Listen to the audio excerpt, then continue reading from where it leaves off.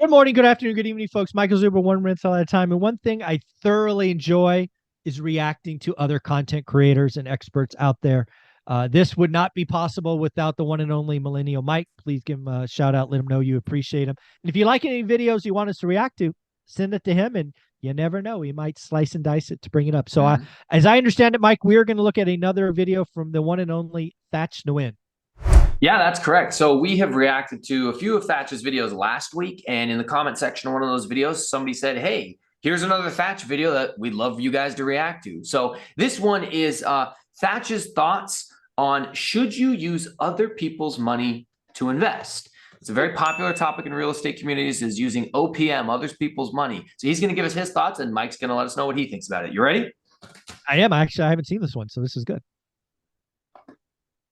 Here's my thoughts on using other people's money for real estate investing. If you are new in real estate and you have no experience and no track record, and you want to do, let's say, a flip, I would highly encourage you not to go out there and use other people's money. Because let's be honest, the people who you can go after and ask for money for are probably somewhere close, people close to you, like your friends and your family, your aunt and your uncle. Why would you want to jeopardize your own family and your good friends' money with your lack of experience? I would rather have you go out there and find wholesale it and make your money before you can go out there and ask for other people's money. If you are going to invest other people's money, if you have experience, I would recommend that if you do fix and flip, put them in the deal. If you happen to find a bird deal, make a deal with them that you want to borrow their money, and after you refinance and cash them back out, you give them a percentage of their money that you're borrowing, but get them out of there, and that way you keep the rent off all by yourself.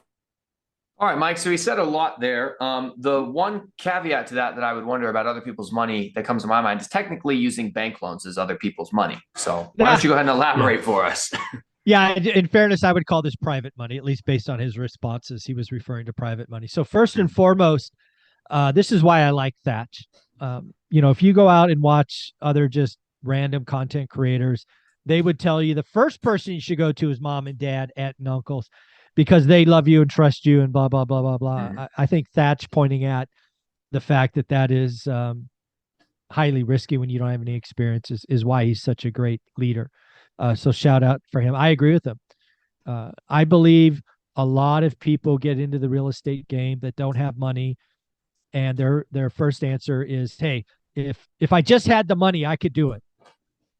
That's probably not true. You're trying to shortcut something you haven't even learned. You don't even have the scars yet. Everybody makes mistakes. So I give him credit for that. Second, he talked about creating chunk money is what I think he talked about wholesaling, right? You have to go out and create chunk money. And all, by the way, creating chunk money is gaining experience, which is really what you're trying to do. And then lastly, I love the fact that he was giving part of the upside. As you know, I think I had my first book, One Rental at a Time. I wrote about a 6 and 20 program where I was borrowing private money from friends and family. Oh, by the way, I had a track record to Thatch's credit, where I would give them 6% interest only every month, and then I would give them 20% of the upside. So again, I love that idea, and I fully support that. So, in the end, I think raising private money is something I've done twice and am starting to do again.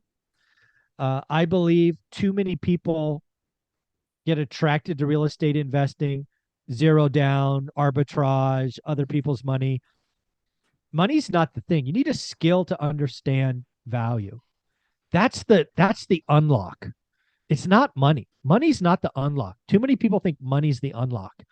Do the work, buy box, discipline, understand value, how to create value, that's the unlock. So I think a lot of people in real estate have the unlock wrong. It's not the money, it's the skill.